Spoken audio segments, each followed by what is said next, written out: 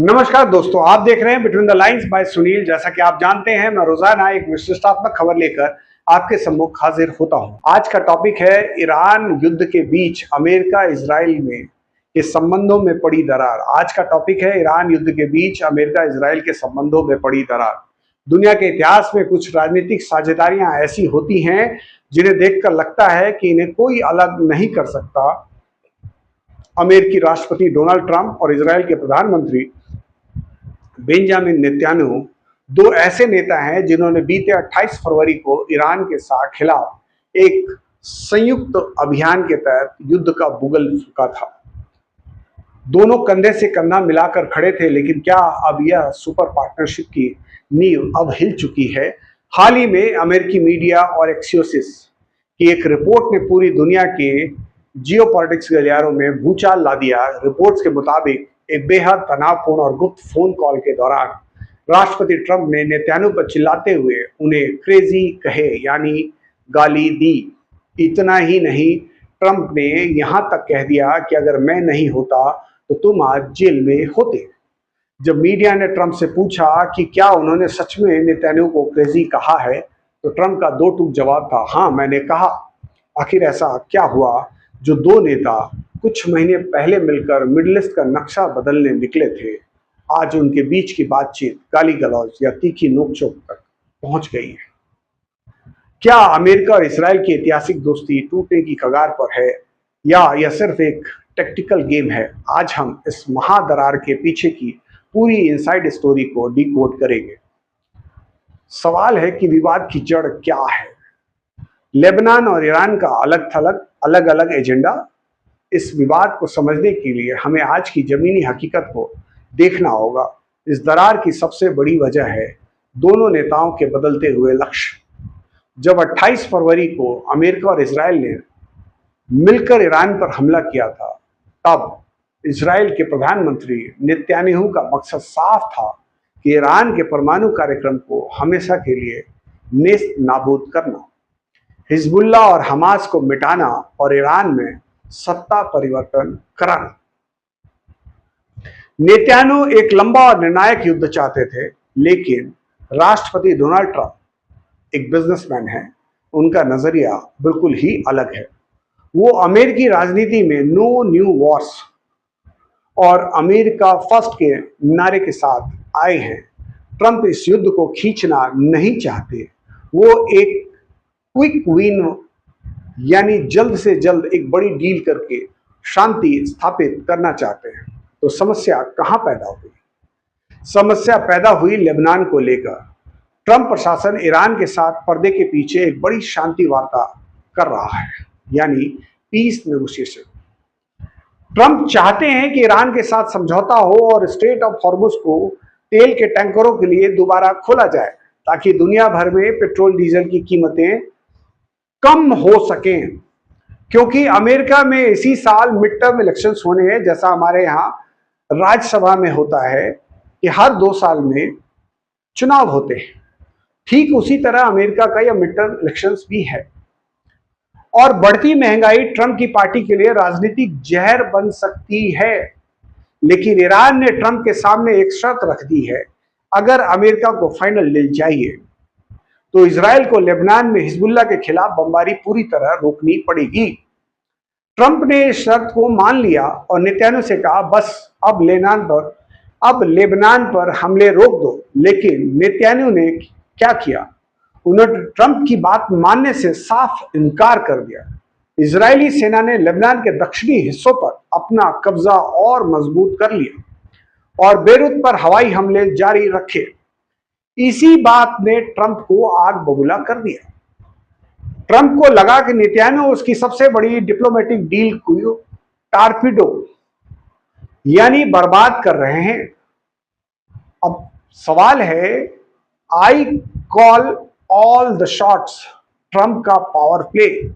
जैसा कि हम जानते हैं, डोनाल्ड ट्रंप का स्वभाव है कि वो हमेशा खुद को अल्फा, यानी सबसे ताकतवर कमांडर के रूप में देखना चाहते हैं।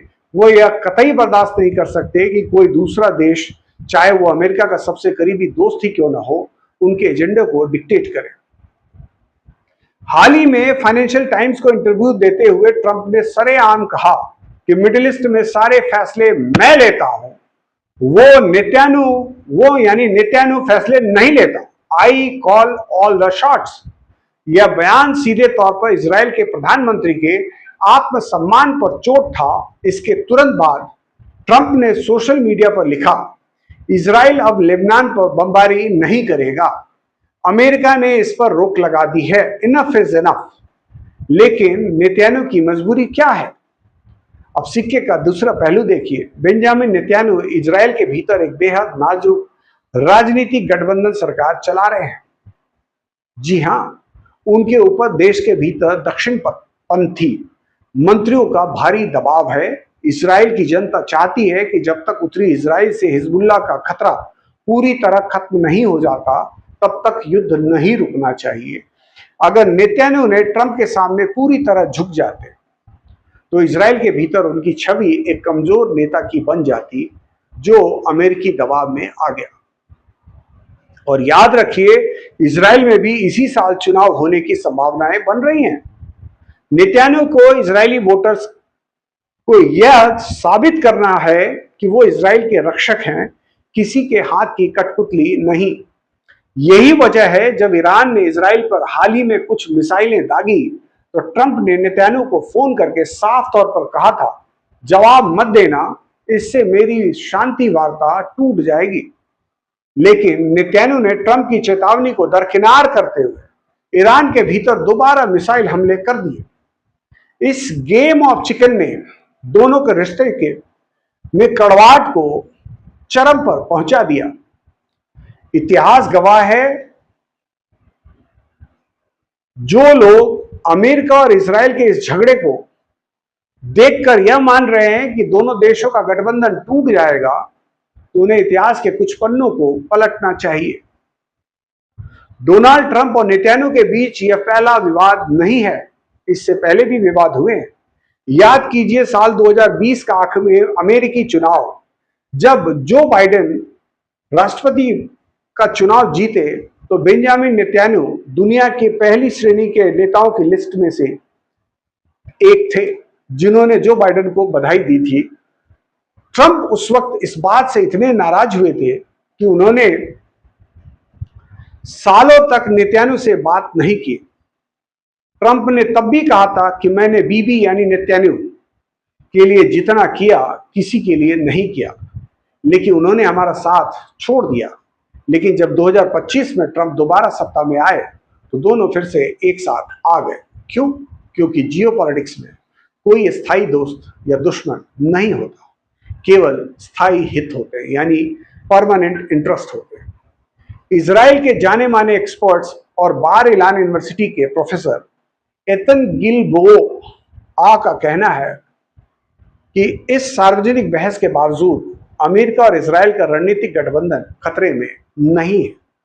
खुद बेंजामिन नेतन्याहू ने इस पूरे विवाद पर पानी डालते हुए सीएनबीसी को दिए इंटरव्यू में कहा, कभी कभी जैसे कि सबसे अच्छे परिवारों में होता है, हमारे बीच कुछ रणनीतिक मतभेद यानी टैक्टिकल डिसएग्रीमेंट्स हो जाते हैं, लेकिन हम हमेशा उन्हें सुलझाने का रास्ता भी ढूंढ लेते हैं।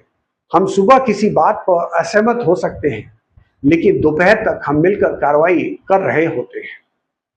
यानी पर्दे के पीछे चाहे जितनी गालियां चले, दोनों देशों की सेनाओं का इंटेलिजेंस शेयरिंग, हथियारों की सप्लाई और रणनीतिक सहयोग आज भी 100% जारी है। अमेरिकी एयरफोर्स आज भी इजराइल के आसमान की सुरक्षा में ढाल बनी हुई है। जी हां, अब सवाल है कि आगे क्या होगा, तो फिर इसका अंतिम निष्कर्ष क्या है? क्या ट्रंप और नेतन्याहू के रिश्ते की दरार मिडिल ईस्ट के युद्ध का रुख बदल देगी? सच्चाई यह है कि यह लड़ाई दोस्ती की नहीं बल्कि टाइमिंग और स्टाइल की है। जी हां, टाइमिंग और स्टाइल की है। डोनाल्ड ट्रंप एक ऐसी शांति डील चाहते हैं जो उनके नाम के साथ इतिहास में दर्ज हो जाए। वो जल्द से जल्द तेल का संकट खत्म कर अमेरिकी अर्थव्यवस्था को चमकाना चाहते हैं। बेंजामिन नेतन्याहू अपनी पॉलिटिकल सर्वाइवल और इजराइल की दीर्घकालिक सुरक्षा के लिए इस युद्ध को तब तक खींचना चाहते हैं जब तक ईरान के प्रॉक्सी नेटवर्क का पूरी तरह सफाया ना हो जाए, खात्मा ना हो जाए। नेतन्याहू की सबसे बड़ी चिंता यह है कि ट्रंप ईरान के साथ जो डील कर रहे हैं उसमें इजराइल को शामिल नहीं किया गया है। इजराइल को डर है कि ट्रंप जल्दबाजी में ईरान पर से प्रतिबंध हटा देंगे और ईरान दोबारा मजबूत होकर हिजबुल्लाह को फंडिंग शुरू कर देगा। जी हां, यह सबसे बड़ा डर है। इसलिए नेतन्याहू जानबूझकर एक ऐसे कदम उठा रहे हैं जिससे अमेरिका ईरान की यह डील ही खटाई में पड़ जाए। लेकिन इस झगड़े से ईरान या हिजबुल्लाह को खुश होने की जरूरत नहीं है, क्योंकि हम जान रहे हैं कि यह टाइमिंग का खेल है। वॉशिंगटन के रणनीतिकारों का साफ कहना है कि अगर ईरान ने यह सोचा कि ट्रंप और नेतन्याहू की अनबन का फायदा उठाकर वो इजराइल पर बड़ा हमला कर देगा तो यह उसकी सबसे बड़ी भूल होगी। ट्रंप भले ही नेतन्याहू से नाराज हो, लेकिन वो इजराइल के अस्तित्व पर आंच नहीं आने देंगे। यह दो ताकतवर, जिद्दी और पॉपुलिस्ट नेताओं के बीच का पावर प्ले है। दोनों एक दूसरे की कमजोरियों को भली भांति जानते हैं। दोनों पर कानूनी और राजनीतिक संकट मंडरा रहे हैं। दोनों ही सत्ता पर अपनी पकड़ ढीली होने नहीं देना चाहते। मिडिल ईस्ट का ऊंट कब किस करवट लेगा, यह इस बात पर निर्भर करता है कि क्या ट्रंप अपनी जिद से नेतन्याहू को झुका पाते हैं या नेतन्याहू अमेरिकी राष्ट्रपति को अपने हिसाब से युद्ध के मैदान में खींच लाते हैं। जियोपॉलिटिक्स की इस बिसात पर शह और मात का खेल जारी है और हमारी नजर इस पर लगातार बनी रहेगी।